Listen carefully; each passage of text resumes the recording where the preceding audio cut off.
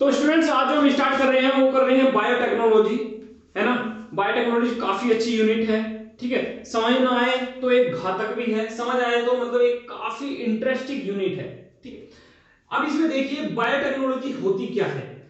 Biotechnology एक एक ऐसी टेक्निक है जिसमें हम एक लिविंग ऑर्गेनिज्म या उससे एक उसका कोई पार्ट्स या फिर उससे प्रोड्यूस हुआ कोई एंजाइम हम यूज करके कुछ ऐसा प्रोडक्ट प्रोड्यूस करें जो ह्यूमंस के लिए बेनिफिशियल हो। सिंपल समझिए ना। जैसे सपोज करें हम एक लिविंग ऑर्गेनिज्म का यूज करके क्या प्रोड्यूस करें। जैसे भाई अब मैंने क्या बोला आपको, एक लिविंग ऑर्गेनिज्म का यूज करें तो लिविंग ऑर्गेनिज्म क्या आ जाते हैं आपके, बैक्टीरिया आ जाते हैं, फंगाई आ जाते हैं ना, प्लांट्स एनिमल्स सभी आ जाते हैं। और हम इन सभी का इस्तेमाल करके हम कुछ ऐसा प्रोड्यूस करें जो ह्यूमंस के लिए बेनिफिशियल हो। बाय द हम उसमें कोई चेंजेस लाए, हम उसमें कोई मॉडिफिकेशन लाए, है ना, या हम कोई उनका पार्ट्स यूज करें, ठीक है। अब जैसे समझिए आप कोई घर पे क्या करते हैं, आप कर्ड प्रोड्यूस करते हैं, ठीक है। आप दही दही बनाते हैं घर पे, तो ये भी क्या है, बायोटेक्नोलॉजी का पार्ट है। लेकिन क्या है, ह्यूमंस के लिए क्या है, बेनिफिशियल है। भाई क्या करते हैं, इसमें बैक्टीरिया भी इन्वॉल्व होते हैं, लैक्टोबैसिलस आपके एक बैक्टीरिया भी इन्वॉल्व होते हैं जो कर्ड को प्रोड्यूस करने में हेल्प करते हैं, ठीक है। एक चीज और समझिए, जैसे एक वाइन का प्रोडक्शन, वाइन एल्कोहल का प्रोडक्शन, एल्कोहल में क्या होता है भाई, एल्कोहल में फर्मेंटेशन प्रक्रिया होती है, फर्मेंटेशन प्रोसेस होता है। तो फर्मेंटेशन में क्या, वहां पर भी क्या करते हैं, बैक्टीरिया क्या करते हैं, एक मतलब एनएरोबिक कंडीशन में क्या करते हैं, रेस्पिरेशन करते हैं, जिसमें कि प्रोडक्शन क्या होता है, आपका इथेनॉल का प्रोडक्शन होता है, ड्रिंकिंग एल्कोहल का प्रोडक्शन होता है। साथ में समझिए एक आप ब्रेड प्रोड्यूस करते हैं, और समझिए, ठीक है। ये आपके हो गए, ये तो आपके नेचुरल बहुत कॉमन मोस्ट कॉमन एग्जांपल मैंने आपको बताए हैं कि हाँ भाई ये भी हमारे क्या है, ये भी एक आपका बायोटेक्नोलॉजी का ही पार्ट्स है, ठीक है। और समझिए आप क्या क्या करते हो, एक वैक्सीन प्रोड्यूस करने में, एक वैक्सीन भी क्या है, ह्यूमंस के लिए बेनिफिशियल है। एक आप क्या करते हैं, एंटीबायोटिक, एंटीबायोटिक का भी जो हम प्रोडक्शन करते हैं वो भी हम बायोटेक्नोलॉजी की हेल्प से करते हैं। तो इसमें भी क्या है, ये भी क्या है, ह्यूमंस के लिए बेनिफिशियल है। और समझिए जैसे आप एक मतलब इन विट्रो फर्टिलाइजेशन करते हैं, इन विट्रो फर्टिलाइजेशन का मतलब बताता हूं, in vitro fertilisation, in vitro fertilisation का मतलब कि बॉडी से बाहर गैमेट का फ्यूजन। इन विट्रो का मतलब अगर इन विवो आ जाता तो विवो तो होता है बॉडी के इनसाइड फ्यूजन, लेकिन इन विट्रो बॉडी के बाहर फर्टिलाइजेशन। अब भाई बॉडी के बाहर फर्टिलाइजेशन गैमेट्स का कब होगा, ठीक है भाई, टेस्ट ट्यूब बेबी टेक्निक, जिसमें क्या करते हैं, एक गैमेट्स का फर्टिलाइजेशन करा के, है ना, एक न्यू बोर्न बेबी हम प्रोड्यूस करते हैं, ठीक है। तो ये भी आप क्या है, बायोटेक्नोलॉजी का पार्ट्स है, ठीक है। अच्छा और समझिए आप इसमें इसके हम प्रिंसिपल समझेंगे, ठीक है। प्रिंसिपल्स क्या क्या है,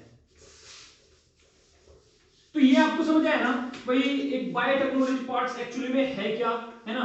भाई बहुत सारे स्टूडेंट्स के बीच जिसका क्या रहता है, एक मतलब एक फोबिया टाइप रहता है, भाई एक बायोटेक्नोलॉजी काफी टफ यूनिट है ना। तो आज के बाद आप मतलब कोशिश करेंगे कि आपके अंदर मतलब ये तो डर ना रहे, ठीक है। एक मतलब एक इजी वे बिल्कुल करने की कोशिश करेंगे। तो आपने ये सब समझने की कोशिश की, तो इसमें हम प्रिंसिपल देखेंगे, principle biotechnology, principle of biotechnology.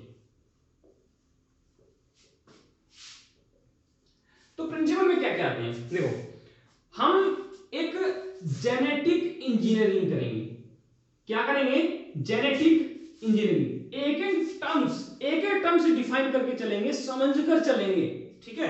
अगर कुछ भी टर्म्स समझ नहीं आई तो आगे के लिए मतलब ये एक बेस है केवल आपका, अगर ये आपका क्लियर नहीं हुआ तो आगे काफी ये आपके लिए टफ यूनिट होने वाली है, ठीक है। तो जेनेटिक इंजीनियरिंग ठीक है। साथ में क्या करेंगे हम करेंगे इसमें maintenance of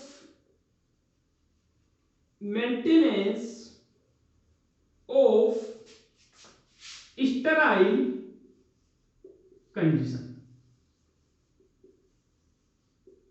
maintenance of sterile condition.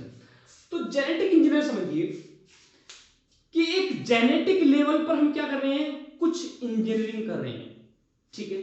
और जेनेटिक हमारा क्या होता है, जेनेटिक मटेरियल क्या होता है, डीएनए और आरएनए, भाई ये तो होता है जेनेटिक मटेरियल, है ना। और हम इसी की क्या करते हैं, इसी का स्ट्रक्चर चेंज करते हैं, इसी की हम केमिस्ट्री चेंज करते हैं, किसमें, जेनेटिक इंजीनियरिंग में, ठीक है।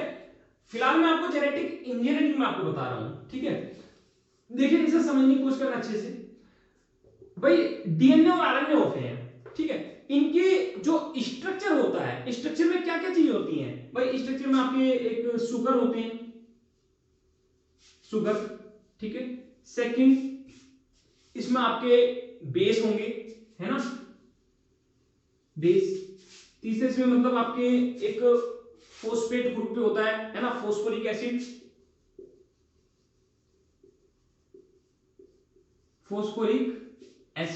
ठीक है। तो हम मतलब इन्हीं में कुछ ऐसा चेंजेस करते हैं, इन्हीं में चेंजेस लाके हम एक मॉडिफाई करने की हम कोशिश करते हैं ऑर्गेनिज्म को, ठीक है। और ये क्या होती है, एक बेसिक केमिस्ट्री होती है एक हमारे जेनेटिक मटेरियल की, ठीक है। इतनी बात समझ आती है। तो अब इसमें हम आगे क्या करेंगे, इसमें देखिए हम इतना समझ आया आपको। अब देखो, अब हम करेंगे मेंटेनेंस ऑफ स्टेराइल कंडीशन, ठीक है। स्टेराइल करने की क्या हमें जरूरत पड़ी, या हम जहां कहीं भी हम ये मतलब टेक्निक कर रहे हैं वहां स्टेराइल इन्वायरमेंट मेंटेन करने की हमें जरूरत क्या है। स्टेराइल का मतलब समझिए, स्टेराइल का मतलब है कि वहां पर कोई भी बैक्टीरिया ना हो, समझिए, वहां पर कोई भी पैथोजन ना हो, सिवाय किसके, जो हमारी जरूरत का है, समझिए। सपोज करो भाई आप एक वैक्सीन प्रोड्यूस कर रहे हैं, आप एक वैक्सीन प्रोड्यूस कर रहे हैं, ठीक है। वैक्सीन प्रोडक्शन में वैक्सीन है क्या, वैक्सीन है कि ये समझिए, वैक्सीन आपकी inactive and small quantity of pathogen, ठीक है। भाई आप क्या कर रहे हैं, आप एक वैक्सीन का प्रोडक्शन कर रहे हैं, और मैंने आपको बोला कि वैक्सीन क्या है, कि वैक्सीन हम भाई कोई बैक्टीरिया है तो उसी बैक्टीरिया की एक इनएक्टिव फॉर्म और उसका एक स्मॉल अमाउंट, है ना, वो ही वैक्सीन है ना। और उसी को हम क्या करते हैं, बॉडी के इनसाइड इंजेक्ट करते हैं, और हमारी बॉडी फिर उसके खिलाफ क्या प्रोड्यूस करती है, एक एंटीबॉडी प्रोड्यूस करती है, ठीक है। सपोज करो हम वैक्सीन का प्रोडक्शन कर रहे हैं, मान लिया आप एक ट्यूबरक्लोसिस के आप एक एंटीबायोटिक प्रोड्यूस कर रहे हैं, या आप एक मतलब एक हेपेटाइटिस मतलब बी के लिए आप क्या कर रहे हैं, एंटीबायोटिक प्रोड्यूस कर रहे हैं, और फिर वहां पे कोई सपोज करो आप हेपेटाइटिस बी के लिए आप एक वैक्सीन प्रोड्यूस कर रहे हैं, ठीक है। अब वहां पर आपकी स्टेराइल कंडीशन नहीं है, वहां पर क्या वायरस आ गया, वहां पे इन्फ्लुएंजा वायरस आ गया है, वहां पर आपका कौन आ गया है, इन्फ्लुएंजा। भाई समझने की कोशिश करना इसको अच्छे से, वहां पर कौन सा आपका वायरस आ गया, इन्फ्लुएंजा वायरस आ गया है, और इन्फ्लुएंजा वायरस आगे क्या करेगा, हम क्या इंजेक्ट कर देंगे, इन्फ्लुएंजा वायरस इंजेक्ट कर देंगे।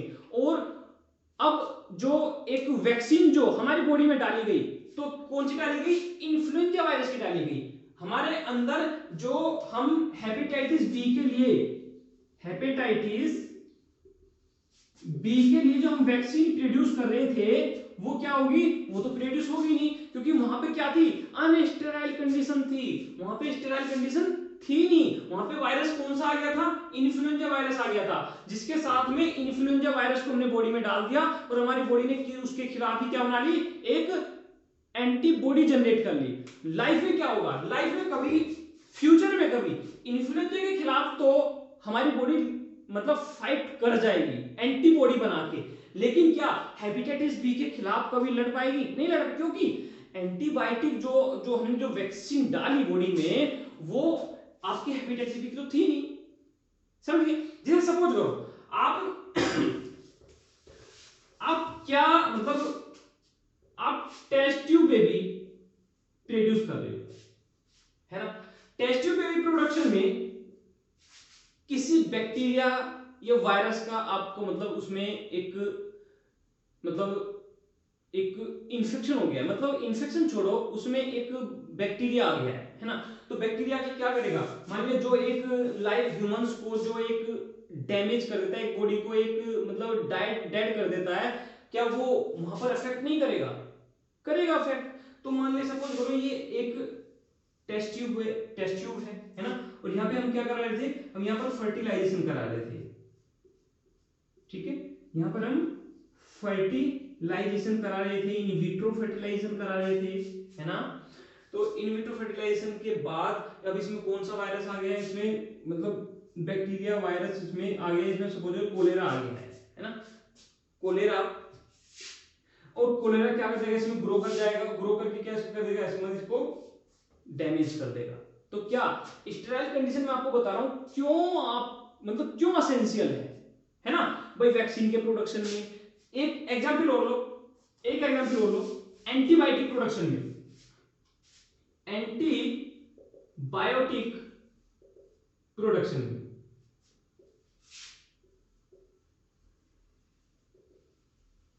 ठीक है। एंटीबायोटिक क्या है, एंटीबायोटिक वे ड्रग्स या वे सब्सटेंस जो एक किसको बैक्टीरिया को किल करते हैं, लेकिन सोर्स क्या होता है एंटीबायोटिक का, सोर्स एंटीबायोटिक का मैक्सिमम बैक्टीरियाज ही होते हैं, और बैक्टीरियाज का ही बाई प्रोडक्ट होता है, ठीक है। कौन, एंटीबायोटिक, ठीक है। जैसे एक एक्सेप्शन मतलब कुछ एक्सेप्शन है, मान लीजिए जैसे आपका पेनिसिलिन है ना, तो पेनिसिलिन आपका किससे प्रोड्यूस होता है, आपका एक फंगस से प्रोड्यूस होता है, ठीक है। तो आप कुछ एक्सेप्शन को छोड़ के तो जो आपका जो एंटीबायोटिक होता है वो बैक्टीरिया का क्या होता है, एक बाय प्रोडक्ट होता है, और जिसको हम किस में यूज करते हैं, एक मतलब एक इन्फेक्शन में इस्तेमाल करते हैं, या उस बैक्टीरिया के खिलाफ हम फाइट करने में मतलब उसकी मदद लेते हैं, ठीक है। तो ये होता है हमारे एंटीबायोटिक। तो एंटीबायोटिक मान लिया हम किसी बैक्टीरिया से प्रोड्यूस कर रहे थे, है ना, मान लिया यहाँ पे एंटीबायोटिक प्रोड्यूस कर रहे हैं, अब यहाँ पे कोई और बैक्टीरिया आ गया और उस बैक्टीरिया ने क्या अपनी एक नया प्रोडक्ट दे दिया, तो क्या ये हमारी डिजायर्ड होगा, नहीं होगा, क्योंकि यहाँ पर तो किसी और बैक्टीरिया ने अपना मतलब अपना प्रोडक्ट पैदा किया, यहाँ पे अपनी चीज बनाई है यहाँ पे, ठीक है। तो कुछ स्टेराइल कंडीशन के लिए ये चीजें मतलब स्टेराइल होना बहुत जरूरी है, ठीक है।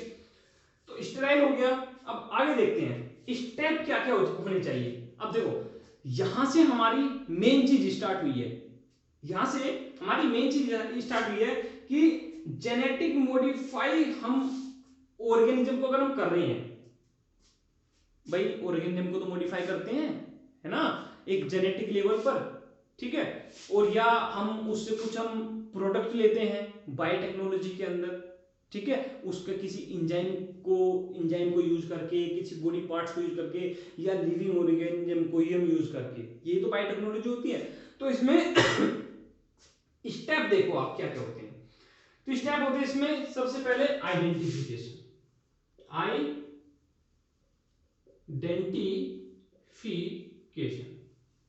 किसकी आइडेंटिफिकेशन, ये समझिए आइडेंटिफिकेशन किसकी, आइडेंटिफिकेशन होगी इसमें। अब मैंने आपको बोला कि लिविंग ऑर्गेनिज्म में कोई एंजाइम है ना, कोई मतलब पार्ट्स, ठीक है, या फिर हम लिविंग ऑर्गेनिज्म को यूज करके, है ना, कुछ ऐसा प्रोडक्ट बनाते हैं जो ह्यूमंस के लिए बेनिफिशियल हो। अब ह्यूमंस को क्या चाहिए, ह्यूमंस को कोई हार्मोन चाहिए, है ना, मान लिया थायरोक्सिन हार्मोन चाहिए, ठीक है।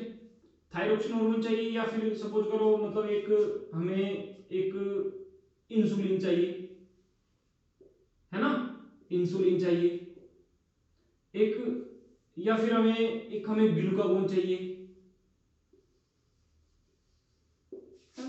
हमें ये हार्मोन चाहिए।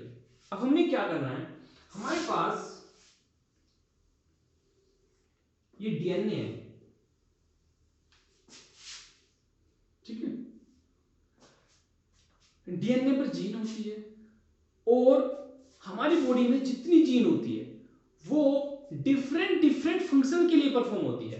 कोई जीन है जो हमारा थायरोक्सिन बनाएगी, कोई जीन है कोई जो इंसुलिन बनाएगी, कोई जीन है जो ग्लूकागोन बनाएगी, है ना। तो अब हम क्या करें, अब हमें सपोज करो हमें थायरोक्सिन बनाना है ना। अब हमें यहां से क्या करना है, हमें थायरोक्सिन की जीन हमें क्या करनी है, आइडेंटिफाई करनी है।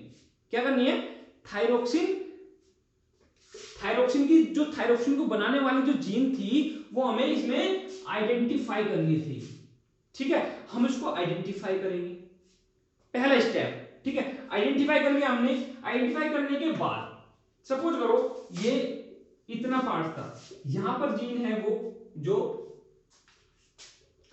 मतलब जो किसके लिए कोड कर रही थी, कोडोन जो किसके लिए रेस्पॉन्सिबल थे, थायरोक्सिन बनाने के लिए, या फिर इंसुलिन बनाने के लिए, या फिर ग्लूकागोन बनाने के लिए ठीक है। तो हम क्या करेंगे, हम इसको आइडेंटिफाई करके क्या हो रहा है, पानी पी लेता हूं,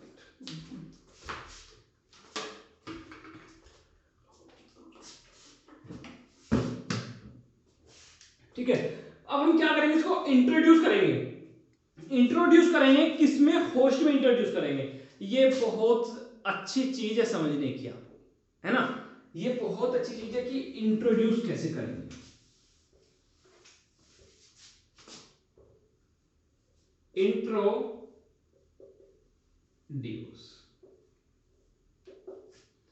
भाई किन किन चीजों का हम इस्तेमाल करेंगे, है ना। तो इंट्रोड्यूस के लिए हम एक वेक्टर का यूज करेंगे, है ना, वेक्टर प्लस एक हम होस्ट का यूज करेंगे। समझ रहे चीज, है ना। वेक्टर क्या होता है, वेक्टर भाई मान लिया एक कोई जैसे मलेरिया है ना, तो मलेरिया को जो स्प्रेड करता है, कोई इन्फेक्टेड पर्सन है, इन्फेक्टेड पर्सन से एक दूसरे हेल्दी पर्सन तक जो मलेरिया का जो पैरासाइट ले जाने का काम करता है, जो प्लाज्मोडियम को ले जाने का काम करता है, वो करता है आपका फीमेल एनाफिलस मॉस्किटो, है ना।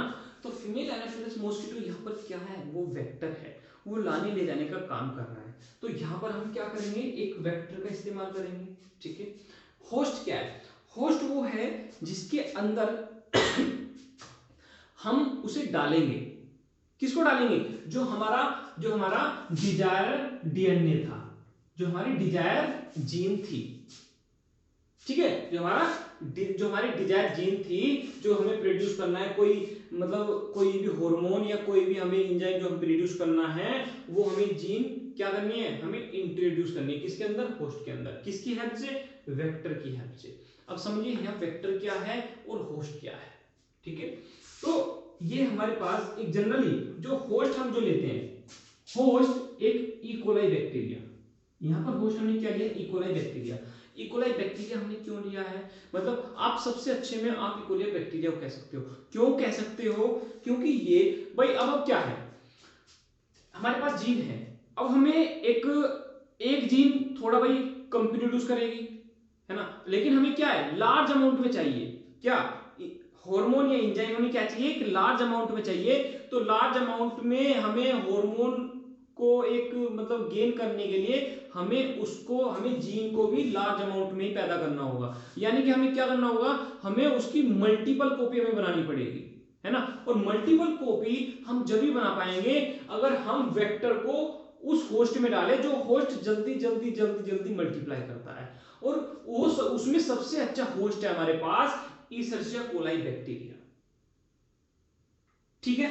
इकोलाई बैक्टीरिया क्या करता है, मतलब जल्दी जल्दी जल्दी जल्दी मतलब एक रेप्लिकेशन करते हैं, एक मतलब मल्टीप्लिकेशन करता है ना। फ्यूजन जनरली जो बैक्टीरिया होते हैं ना उनमें एक फ्यूजन मोड ऑफ रिप्रोडक्शन होता है, ये टूटते रहते हैं टूटते रहते हैं टूटते रहते हैं और मल्टीपल होते रहते हैं, टूटते रहते हैं मल्टीपल होते रहते हैं, ठीक है। तो इससे कोलाई इसका टाइमिंग क्या है, इसके 16 से 20 मिनट में ये क्या कर जाता है, ये डिवाइड कर जाता है, समझ आया।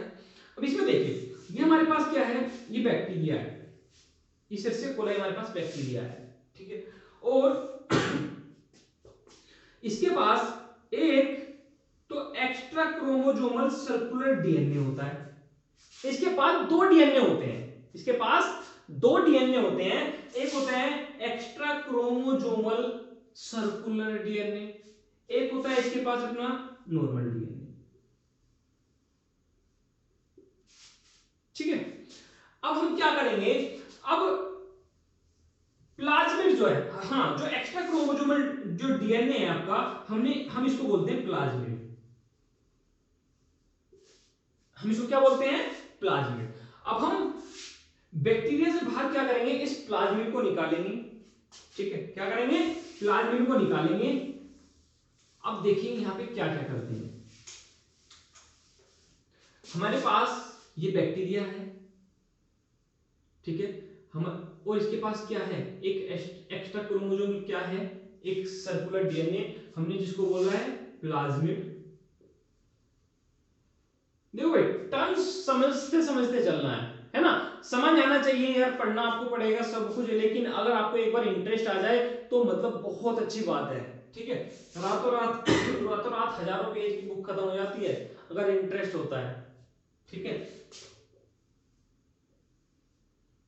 ये समझिए हम क्या करेंगे, हम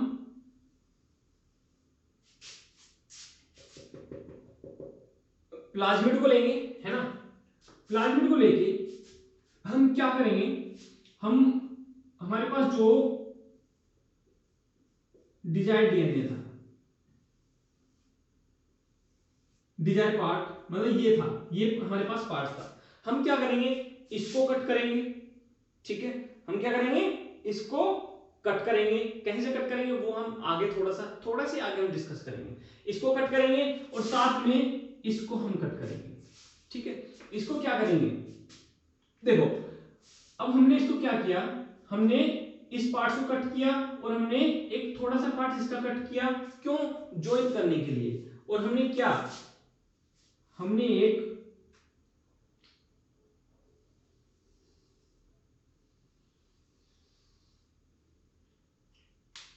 ये देखिए यहां पर हमारा कौन सा पार्ट आ गया है, जो हमारा डिजायर डीएनए था, डिजायर जीन थी हमारी, वो यहां पर आके ज्वाइन हो गई है। अब हमने इसको बोल दिया रिकॉम्बिनेंट डीएनए, क्या बोल दिया है, रिकॉम्बिनेंट डीएनए।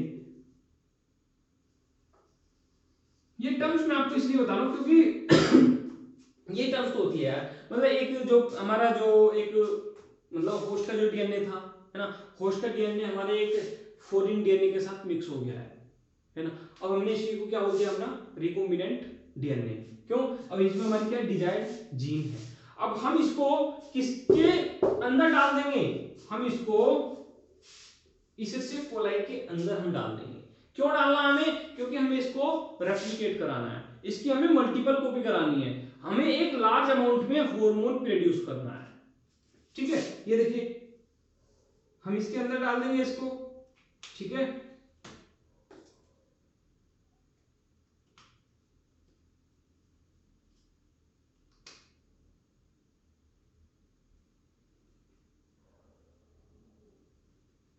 ठीक है।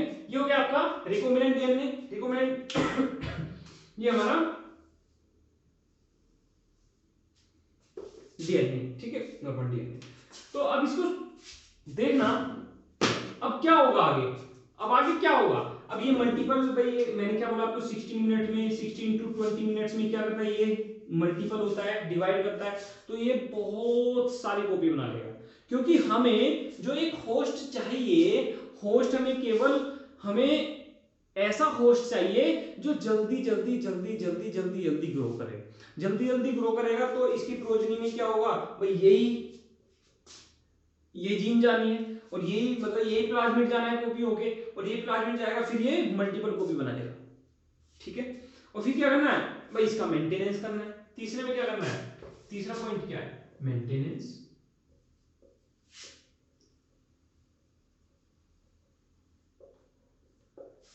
जो मैंने होस्ट, अब यहां पर देखिए क्या है, बैक्टीरिया यहां पे क्या है, होस्ट है ना, जो डिजायर्ड जीन को लेके जा रहा है, जिसकी हेल्प से हम भाई एक प्लाज्मिड की हेल्प से डाल रहे हैं ना, प्लाज्मिड की हेल्प से हम बैक्टीरिया के इनसाइड हम क्या कर रहे हैं, अपनी डिजायर्ड करैक्टर वाली जीन को हम डाल रहे हैं ना, तो यहां पर ये वेक्टर हो गया, और जिसकी इनसाइड हम डाल रहे हैं वो होस्ट हो गया।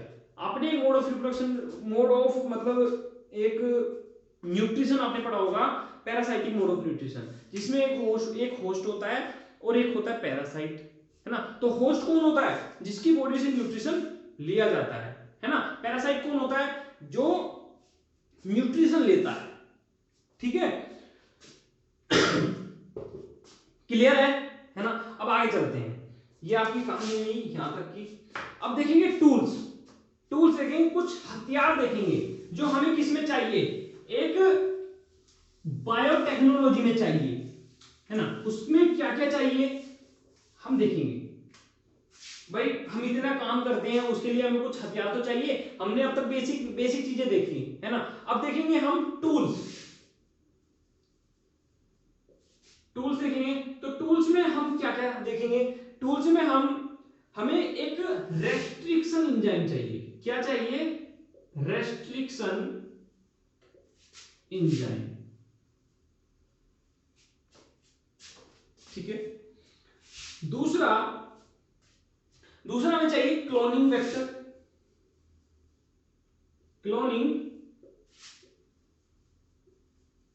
वेक्टर, है ना। एक हमें चाहिए कॉम्पिटिटिव होस्ट। क्या चाहिए, कॉम्पिटिटिव होस्ट। एक एक करके डिस्कस करेंगे, है ना। रेस्ट्रिक्शन एंजाइम को हम मोलिक्यूलर सीजर भी हम बोलते हैं। क्या बोलते हैं, मोलिक्यूलर सीजर। अब भाई इस नाम से आप ये समझ गए होंगे कि कुछ ना कुछ कट होना है। अब जो मैंने आपको बताया भाई, हमारा एक ये क्या है, प्लाज्मिड है, जो हमने बैक्टीरिया से लिया है, ठीक है। ये हमारे पास क्या है, ये हमारे डिजायर पार्ट है, डिजायर जीन हमारे। तो हम इसको भी कट करेंगे और हम इसको भी कट करेंगे, लेकिन कैसे कट करेंगे, हम रेस्ट्रिक्शन एंजाइम से कट करेंगे, ठीक। अब देखिए इसमें कुछ रेस्ट्रिक्शन एंजाइम की मैं आपको एक छोटी सी मतलब एक कहानी टाइप आपको मैं सुनाता हूं, है ना। रेस्ट्रिक्शन एंजाइम हम स्टार्ट कर रहे हैं, रेस्ट्रिक्शन एंजाइम, ठीक है। बस इनको टॉपिक को क्या है, इनको थोड़ा सा कॉपी कर लिया करो, है ना। और जो मैं चीजें कुछ बताता हूं उनको साथ के साथ नोट कर लिया करो, है ना। क्योंकि भाई लिखने में मेरा थोड़ा ऐसा ही है, मतलब राइटिंग प्रॉब्लम है थोड़ी सी, है ना, तो समझना। तो एक कहानी छोटी सी है, समझिए। एक कुछ ऐसा था, मतलब आपने एक मेला पिक्चर देखी होगी, है ना। तो मेला पिक्चर में क्या था, एक गुजर था, है ना। गुजर का एक मतलब एक रोल कैसा था, एक बदमाशी रोल था, है ना। और उसमें एक जो मतलब हीरोइन आप जिसको बोलोगे, वो क्या थी, एक रूपा, है ना। रूपा नाम की एक लड़की थी और उसका एक भाई था। तो होता क्या था, उस गांव में जहां पर रूपा और उसके भाई रहते थे और गांव के लोग रहते थे, वहां पर बार बार गुजर क्या करता, अटैक करता था, और अटैक करके गांव को लूट कर ले जाया करता था। एक टाइम वो भी आया जब गुजर ने क्या काम किया, मतलब एक रूपा के भाई को मार दिया, ठीक है। और रूपा के भाई को जब मार दिया, उसके बाद एक गांव वालों ने एक फौज पैदा की।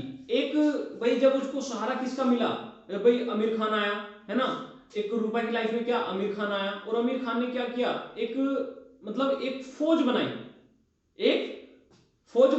और वो फौज क्या काम कर रही थी, उसने क्या बोला, आने दो इस बार गुजर को, है ना।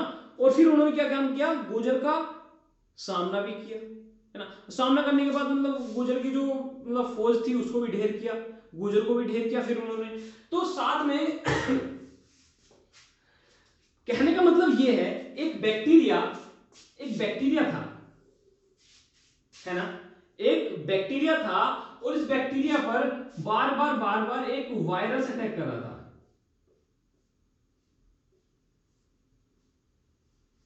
ये हो गया बैक्टीरिया वायरस, है ना। ये क्या था, बैक्टीरियोफेज, है ना। ये हमारा क्या था, ये हमारा एक बैक्टीरिया था, और ये कौन सा बैक्टीरिया था, इसका भी नाम सुन लो, इकोलाई। अब यहां पर भी बार बार जब ये इसको परेशान करता था, है ना, तो अब यहां पे क्या हुआ भाई, बैक्टीरिया बिल्कुल परेशान हो गया। किससे परेशान हो गया, एक बैक्टीरियोफेज से। बैक्टीरियोफेज एक वो वायरस है जो बैक्टीरिया को खाने वाला है, समझे ना, जो बैक्टीरिया को खाता है, जो बैक्टीरिया को खत्म करता है। तो बार बार जब बैक्टीरियोफेज का जब अटैक होता था, तो बैक्टीरिया ने क्या प्रोड्यूस किया, एक एंजाइम प्रोड्यूस किया। क्या प्रोड्यूस किया, एक एंजाइम प्रोड्यूस किया। ये क्या कर रहा है, देखो, ये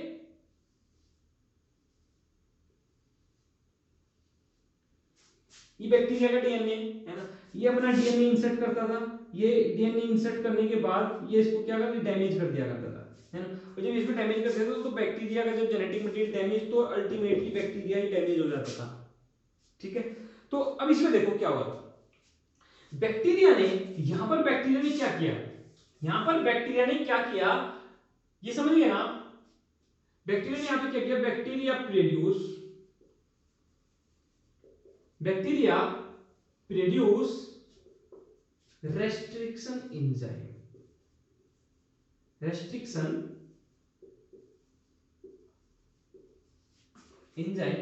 अब रेस्ट्रिक्शन एंजाइम कौन से एंजाइम प्रोड्यूस किया, एक रेस्ट्रिक्शन एंजाइम प्रोड्यूस किया। और ये रेस्ट्रिक्शन एंजाइम क्या कर रहा था, ये एक बैक्टीरिया के जो मतलब बैक्टीरिया का जो जेनेटिक मटेरियल था उसको डैमेज कर रहा था, ठीक है। डैमेज द बैक्टीरियोफेज का जो वायरस था, damage the bacteriophage genetic material.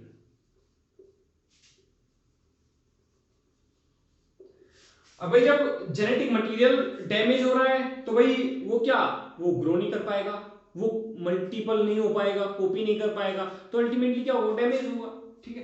तो ऐसे हुआ रेस्ट्रिक्शन एंजाइम का प्रोडक्शन, ठीक है।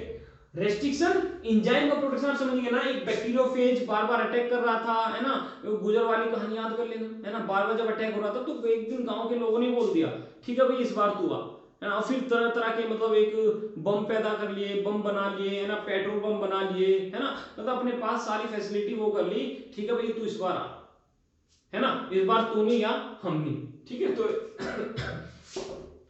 समझ गए ना। अब समझिए इसमें रेस्ट्रिक्शन एंजाइम।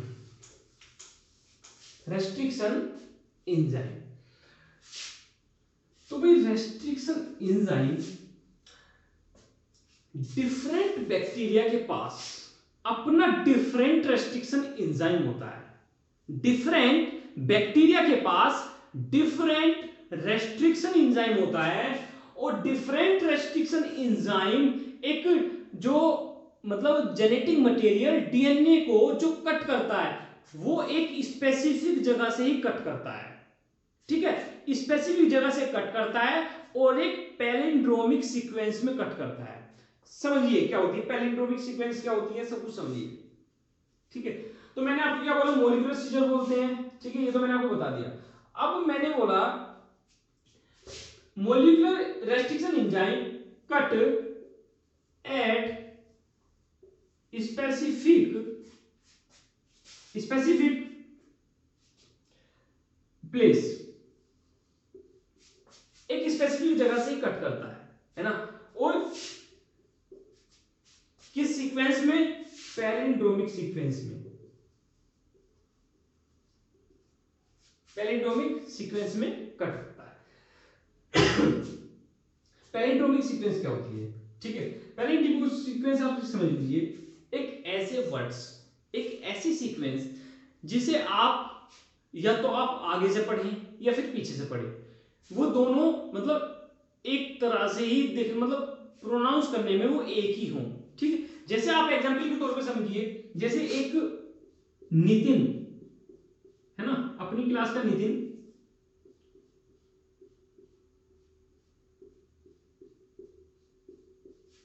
ठीक है। नितिन को आप आगे से पढ़िए पीछे से पढ़िए, आपका क्या है सेम प्रोनाउंस में आएगा। दूसरा समझिए, जैसे एक मैडम हो गया है ना, मैडम भी क्या है आपका मतलब आगे से पढ़िए पीछे से पढ़िए सेम है, ठीक है। तीसरा समझिए, एक मलयालम है ना, MALAYAM, पैलिंड्रोमिक सीक्वेंस की एक एग्जांपल है ना। देखिए समझिए इसको और अच्छे से समझिए। पैलिंड्रोमिक सीक्वेंस समझ आई आपको है ना, एक है सीक्वेंस भाई जो इसे आगे से कट करो या पीछे से कट करो, ये मतलब आगे से पढ़ो या पीछे से पढ़ो वो सेम हो। ऐसे ही जब कट करेंगे एक अपने स्पेसिफिक पैलिंड्रोमिक सीक्वेंस को कट करता है हर रेस्ट्रिक्शन एंजाइम, ठीक है। डिफरेंट रेस्ट्रिक्शन एंजाइम डिफरेंट ही उसकी पैलिंड्रोमिक सीक्वेंस होगी। देखिए जैसे जी हमारे पास एक कंडीशन समझिए, कंडीशन है ना, ये पॉइंट समझने का, ये हमारा क्या है बताओ इसको, प्लाज्मिड, ठीक है। जब हम इसको कट करेंगे, जब हम इसको कट करेंगे और इसको भी हम कट करेंगे है ना, तो ये एक स्पेसिफिक अपनी एक स्पेसिफिक पैलिंड्रोमिक सीक्वेंस में कट करता है। और ध्यान रखिए जिस एंजाइम से आप डिजायर्ड डीएनए को कट करो, डिजायर्ड डीएनए को कट करो, उसी एंजाइम से आपको किसको कट करना है, सेम एंजाइम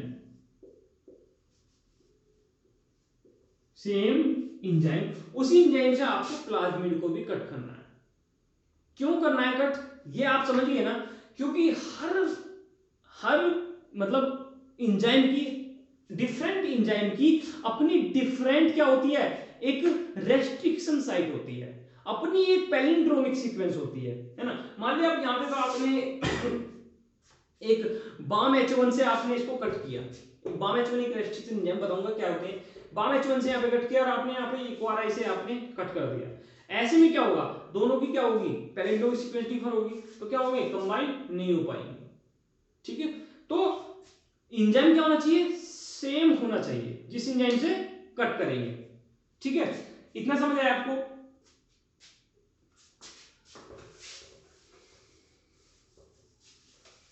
साथ में समझिए टू टाइप्स के होते हैं, एक एंडोन्यूक्लियस,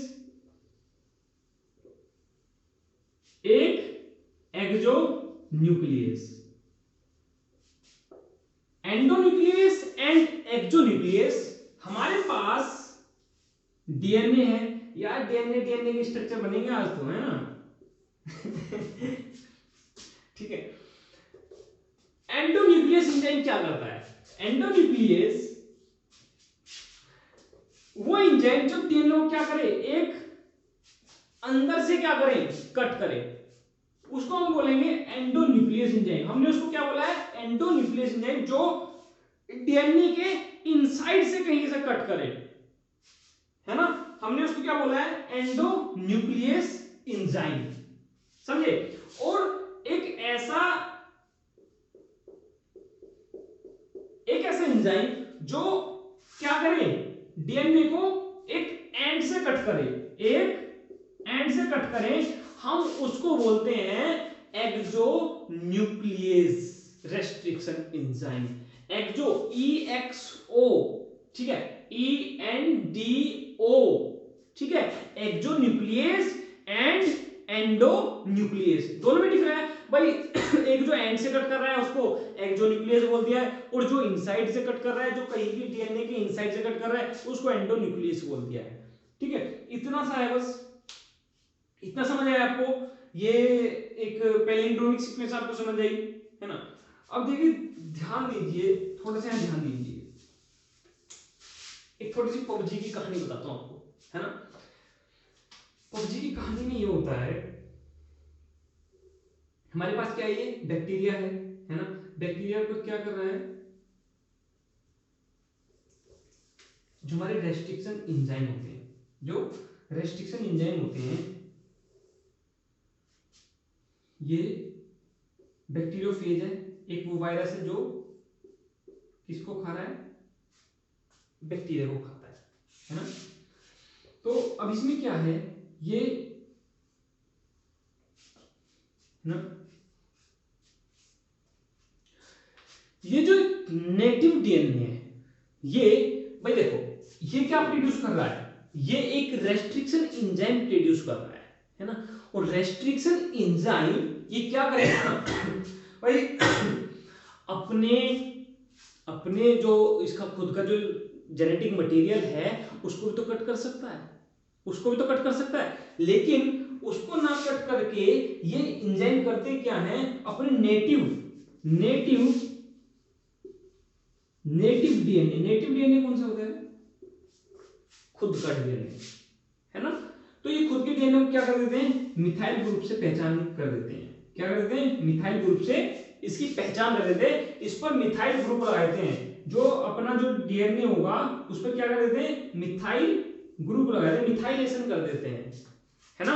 और मिथाइलेशन किस एंजाइम की हेल्प से होगा, किस एंजाइम की हेल्प से होगा, वो है डीऑक्सी एडिनोसिन मिथाइलेज। क्या होगा, डीऑक्सी एडिनोसिन मिथाइलेज। इस एंजाइम की हेल्प से क्या होगा, मिथाइलेशन होगा। समझिए क्यों कैसे समझिए, मैं मतलब पबजी की आपको क्यों बता रहा हूं आपको निमोनिक। पबजी में क्या होता है, अपने जो टीम के बंदे होते हैं तो उनके ऊपर लिखा रहता है कि 1 नंबर है, 2 नंबर है, 3 नंबर है, 4 नंबर है। तो उसी की वजह से जो मतलब हम क्या करते हैं, जब हम पबजी की अपनी टीम खेलते हैं तो हम कभी भी अपने प्लेयर को नहीं मारते हैं, है ना।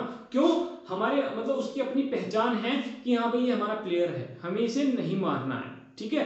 तो साथ में ये क्या करता है, सबसे पहले क्या करता है, ये अपने जो अपना खुद का जो डीएनए होता है, खुद के डीएनए में तो ये मिथाइल ग्रुप लगा देता है ना, और ये दूसरे को कट कर देता है, ठीक है, उसे मार देता है। तो समझ आया अच्छे से आपको। तो रेस्ट्रिक्शन एंडोन्यूक्लियेज, ठीक है, दो एंजाइम रेस्पॉन्सिबल थे 1963 में, दो एंजाइम रेस्पॉन्सिबल थे,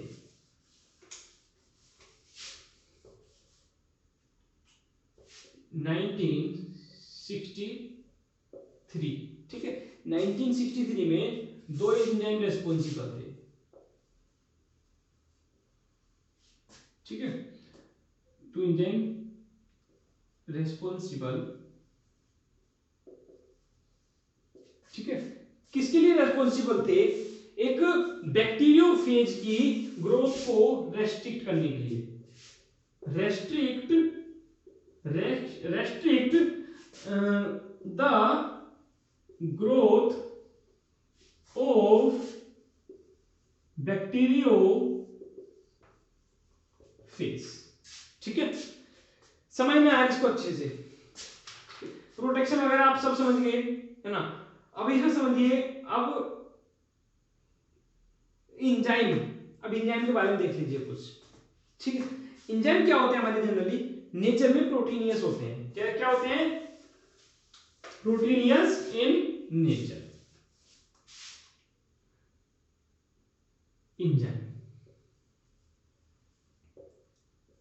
क्या होते हैं, प्रोटीनियस होते हैं, मोस्टली प्रोटीनियस इन नेचर, ठीक है। दूसरा, जो इनका नाम जो होता है ना, जो इनका नाम होता है वो एक एज से फिनिश होता है, क्या होता है, एज, ASE, ई। जैसे मान लिया आपका लाइगेज हो गया आपका, है ना, अमाइलेज हो गया आपका, लाइपेस हो गया, प्रोटीएस होगा, है ना, तो सभी की क्या है, एज से नेमिंग फिनिश हो रही है। तो नेम की एंड किसके साथ होगी, आपकी एज की फिनिश होगी, मोस्टली एग्जाम मिल जाए, ठीक है। तो इसमें और देख लीजिए, ठीक है, आपका ये हो गया, ठीक। और इसमें एक देखिए, एक ये बायोलॉजिकल कैटलिस्ट भी होते हैं, एंजाइम क्या, बायोलॉजिकल कैटलिस्ट भी इनको बोलते हैं। बायोलॉजिकल कैटलिस्ट, बायोलॉजिकल कैटलिस्ट क्या होते हैं, जो रिएक्शन को, ठीक है, फास्ट करते हैं या स्लो करते हैं, यानी कि एक बायोलॉजिकल रिएक्शन में जो हेल्प करते हैं, हम उनको बोलते हैं बायोलॉजिकल कैटलिस्ट, ठीक है। अब रेस्ट्रिक्शन, एंडोन्यूक्लियस, एक्सोन्यूक्लियस के बारे में आपने पढ़ लिया है ना, आपको बता दिया है। थोड़ा डिस्कवरी इसकी देख लीजिए, क्या देख लीजिए, डिस्कवरी इसकी देख लीजिए, डिस्कवरी ऑफ एंजाइम। देखो बुक खोल के बैठना, है ना, एनसीईआरटी खोल के बैठ जाओ, या कोई भी आप रिसर्च पढ़ के खोल के बैठ जाओ भाई, इसके लिए आप कोई बुक पढ़ देख सकते हो, है ना। आपको हर बुक में मोस्टली, मैंने कई बुक को मैंने देखा है, मतलब सीक्वेंस सेम मिलती है ना। और ये जो मैं आपको कर रहा हूँ, ये बिल्कुल एक बेसिक है ना, बेसिक से ज्यादा ये कुछ भी नहीं है। इसमें देखिए, डिस्कवरी में देखिए इसकी,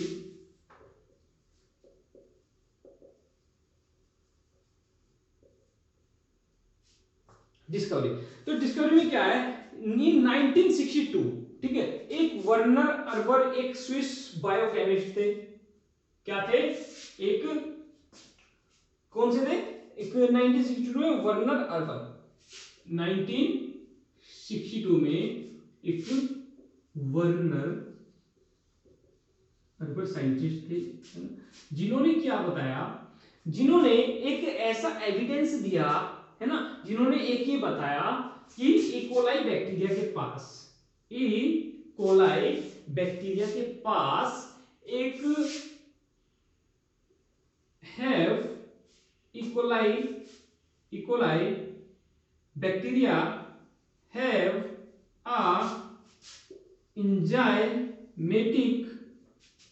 enzymatic immune system। समझ आया आपको? इन्होंने बताया कि इसेप्सिस कोलाई के पास एक इंजाइमेटिक इम्यून सिस्टम होता है, इसके पास एक इंजाइम होता है जो कि एक बैक्टीरियोफेजेस को प्रोटेक्ट करके रखता है ना। और वो क्या है, वो इंजाइम कौन सा है, वो है रेस्ट्रिक्शन इंजाइम। क्या है, रेस्ट्रिक्शन इंजाइम। और वो रेस्ट्रिक्शन इंजाइम क्या करता है, वो खुद के डीएनए को क्या कर लेता है, एक नेटिव डीएनए को तो वो प्रोटेक्ट कर लेता है, नेटिव डीएनए को क्या कर लेता है, प्रोटेक्ट कर लेता है। कैसे प्रोटेक्ट करता है, मैं ये बताया था, मिथाइल ग्रुप अटैच करके, मिथाइल ग्रुप अटैच करके ये क्या कर लेता है, bind with the help of methylation, है ना। डीऑक्सी एडिनोसिन मिथाइलेस एंजाइम क्या करता है, मिथाइलेशन कर देता है। वही पबजी वाली कहानी है ना, पबजी में भी तो ये होता है भाई, ऊपर मतलब 1 नंबर 2 नंबर 3 नंबर, है ना, और फिर मारते हैं, है ना। तो कभी भी अपने प्लेयर को नहीं मारते हैं, ठीक है। तो ये समझ आया आपको, प्रोटेक्शन मैकेनिज्म। अच्छा, तो यार अब आगे देखिए, ये आपकी होगी डिस्कवरी, है ना। आगे इसमें नोमेनक्लेचर देख लीजिए, नोमेनक्लेचर क्या होता है भाई यार, बेसिक, यार ये बेसिक समझ आ गया ना, सच्ची में पूरी बायोटेक्नोलॉजी आप सेल्फ पढ़ लोगे, है ना। बस बात है कि एक बेसिक आना चाहिए। तो नोमेनक्लेचर होता है अपना नामकरण, क्या होता है, नामकरण, हिंदी में लिख देते हैं नामकरण, नेमिंग करते हैं ना, है ना भाई। आपका भी नामकरण हुआ है कभी, है ना, सभी का नामकरण होता है ना, तो नेमिंग होती है। सपोज कर देखो, नोमेनक्लेचर में हम रेस्ट्रिक्शन एंजाइम को क्या करते हैं, नेमिंग देते हैं। और ये देखो स्मिथ एंड नाथन्स ने दी, क्या है, Smith and SMITH and Nathans.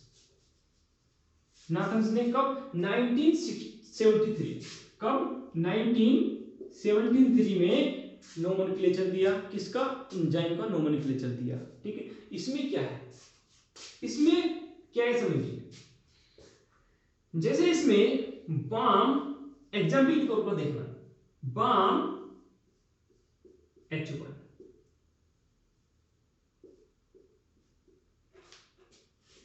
ये एंजाइम है।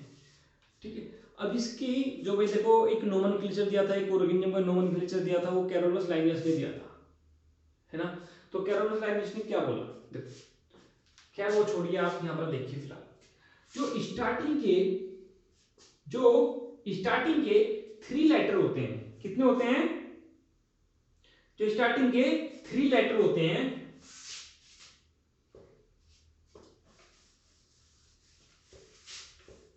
ठीक है, समझना, स्टार्टिंग के 3 लेटर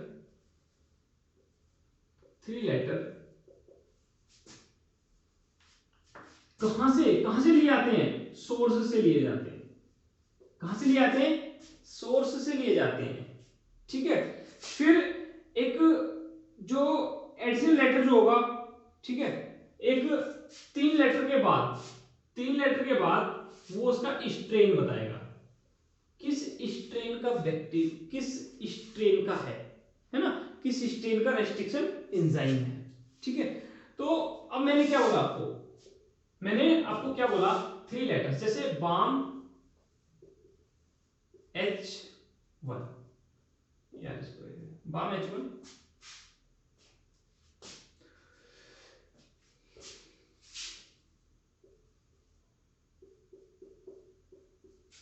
ठीक है, तो देखो ये क्या है, मैंने क्या बोला, कहां से लिया जाएगा, बैसिलस, क्या, बैसिलस एमाइलो लिक्विफेशियंस, बैसिलस एमाइलो लिक्विफेशियंस, बैसिलस एमाइलो लिक्विफेशियंस। ठीक है, तो आपका ये क्या है, आपका बैसिलस एमाइलो लिक्विफेशियंस। ठीक है, 3 लेटर्स क्या है आपके, एक किस बैक्टीरिया से ये लिया गया, क्लियर है, किस बैक्टीरिया से ये लिया गया, एच आप क्या हो गया, स्ट्रेन, किस स्ट्रेन का है, और किस सीक्वेंस पर ये आइसोलेट किया गया, किस सीक्वेंस पर ये आइसोलेट किया गया, balm H1 first restriction enzyme, ठीक है, जो फर्स्टली आइसोलेट किया गया। ठीक है, तो ये समझिए H क्या है, एक स्ट्रेन को क्या कर रहा है, एक मतलब रिप्रेजेंट कर रहा है, और स्टार्टिंग के जो 3 लेटर्स है वो किसको कर रहे हैं, वो आपके कर रहे हैं बैसिलस, मतलब सोर्स को कर रहे हैं, कहां से लिया गया, है ना। एक दूसरा एग्जांपल देखिए,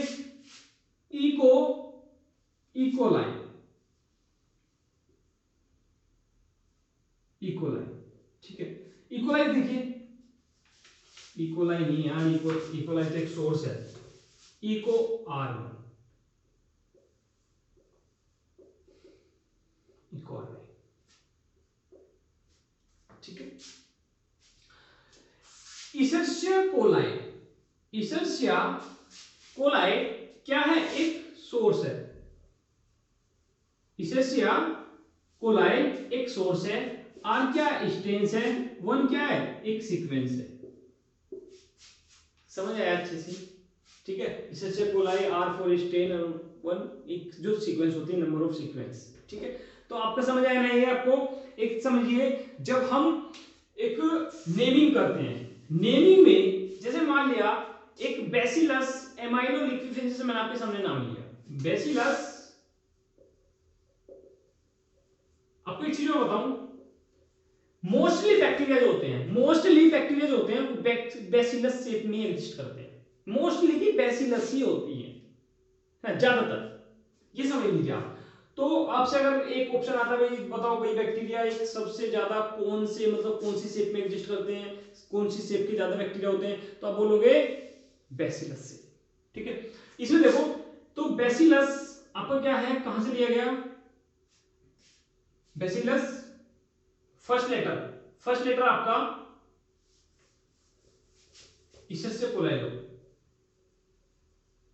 इसेसिया कोलाई। ठीक है, ये समझिए। तो इसेसिया कोलाई आपके दो नेम है ना। तो जो फर्स्ट नेम आपका आता है जीनस से,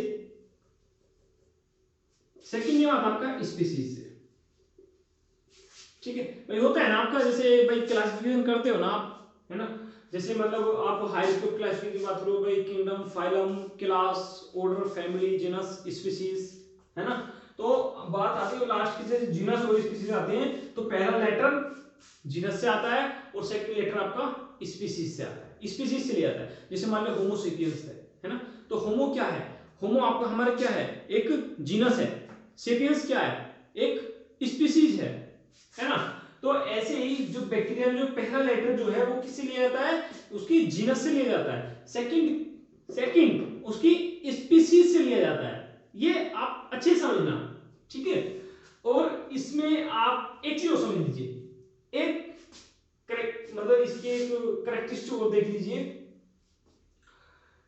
जो जीनस का जो पहला वर्ड होगा, जीनस का जो पहला वर्ड होगा वो कैपिटल लेटर होगा, है ना। स्पीसीज का जो पहला लेटर होगा वो स्मॉल होगा। ये होती है एक मतलब एक सही एक नोमेनक्लेचर करने की एक जो टेक्निक है ना। आ जाते हैं बहुत बार एक नेमिंग में आते, बताइए कौन से एक अकॉर्डिंग टू नोमेनक्लेचर कौन सी सीक्वेंस अच्छी है, कौन सी सीक्वेंस सही है, तो उसमें आपको इसका स्मॉल लेटर दे देंगे, इसमें कैपिटल दे देंगे और मतलब डिफरेंस नहीं क्रिएट कर पाएंगे, है ना। तो एक बता दें आपको, जो जीनस का जो पहला लेटर होता है वो कैपिटल होता है और जो स्पीसीज का पहला लेटर होता है वो स्मॉल ले जाता है। जैसे होमो सेपियंस, देखो होमो क्या है, होमो आपका एक जीनस है ना, पहला लेटर क्या है, पहला लेटर क्या है, कैपिटल है। सेपियंस में पहला लेटर क्या है, स्मॉल है। ठीक है, तो इसको याद रखना अच्छे से। नोमेनक्लेचर आपका हो गया है भाई। अब आगे से मैं जो आपको कराऊंगा, मैं आपको कराऊंगा कि हमने एक डिजायर डीएनए को हमने कट किया, हमने रेस्ट्रिक्शन एंजाइम को डाल दिया और हमने डीएनए डाल दिया, तो उसमें डिफरेंट पार्ट्स है। तो हमें डिजायर को क्या करना है, स्मॉल पार्ट को हमें क्या करना है, सेपरेट करना है। तो सेपरेट कैसे करेंगे वो मैं आपको नेक्स्ट लेक्चर में आपको बताऊंगा, नेक्स्ट वीडियो में मैं आपको बताऊंगा। ठीक है, तो ध्यान दें इसको अच्छे से, मतलब इसके कुछ नोट्स टाइप प्रिपेयर करना अच्छे से, है ना। और अच्छे से बिल्कुल बायोटेक्नोलॉजी से डरना नहीं है यार, है ना। एक फोबिया नहीं उठाना है कि ये समझना है कि यार बायोटेक्नोलॉजी है, बेसिक टर्म्स यार, एक बेसिक जानकारी ले लो पहले अच्छे से, है ना। बेसिक हमारा कंप्लीट तो समझो हम बहुत बड़े तूफान से भी हम लड़ जाएंगे। तूफान का मतलब तूफान नहीं यार, है ना, अपना मतलब एक बुक्स में अच्छे कंसेप्ट से हम लड़ जाएंगे। ठीक है, थैंक यू।